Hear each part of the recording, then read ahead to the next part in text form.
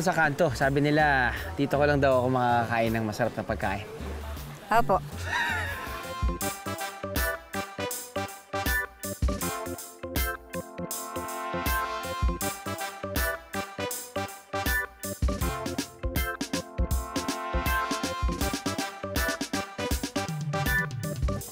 Si Nanay po yung magtuturo sa atin kung ano yung mga klaseng pagkain to. Nay! Ito po ay kibit. Siya ay nalaki sa bato. Nalaki sa bato? Nakakapit siya sa bato. Kaya tinawag na kibit, di kukunin mo na po. Opo. Pag nakaandam, hindi mo na makukuha. Matigas na sa pagkakapit. Ano yung sabihin na andam? Pag naka-ready siya, hindi mo na makukuha. Kumapit na siya sa bato. Kaya so kailangan hindi niya alam na papunta ka na doon. So dapat hindi matibay ang pagkapit para makuha mo. Hindi siya makaka-ready sana. Parang inadobo po to. Ano po ba to? Ang kibit po ay kaldereta. Aya. Taas ang hotdog. Then, na-feature na rin natin to mga ilang months ago yata eh. Remember our Borongan episode? Dito natin una nakilala ang tarukog.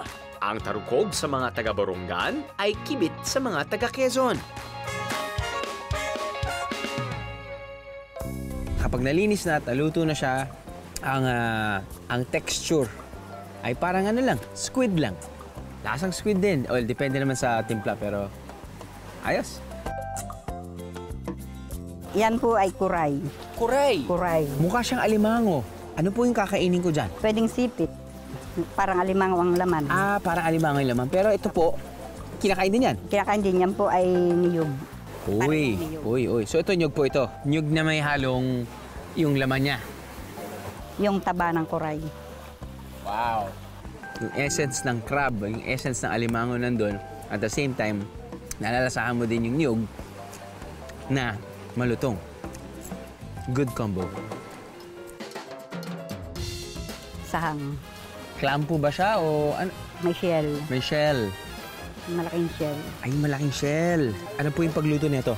Ayan po ay kinuha dun sa shell niya, tapos nilinis, tapos inilaga, kinalambot, at saka ginawang apritadang sahang. Apritadang sahang. Magkalasa sila dahil ganoon din yung texture, pero very similar yung kanilang texture. Yan po naman ay bulaso. Bulaso? Galing planeta Earth po ba ito? Galing sa ilalim ng lupa po. Galing sa ilalim sa ng lupa? mga pakata, yung... Iwanin na po natin sila doon. Kamayin talaga na. Kamayin ko na. Kamay talaga yan na yun. Sige po, kamay. Ayun. Okay. Puro aligi ang loob. Puro aligi. At meron din siyang ano? May laman din po, at saka may aligi.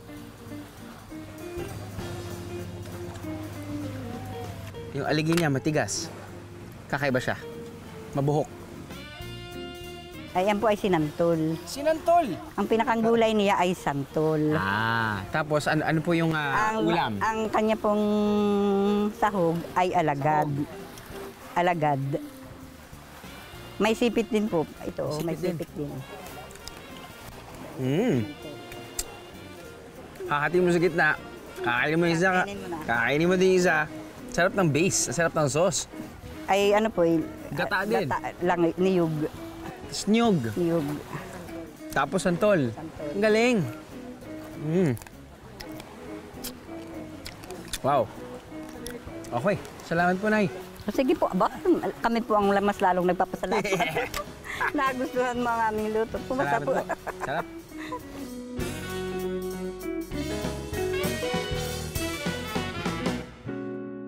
Ano, nabitig ka sa biyahe?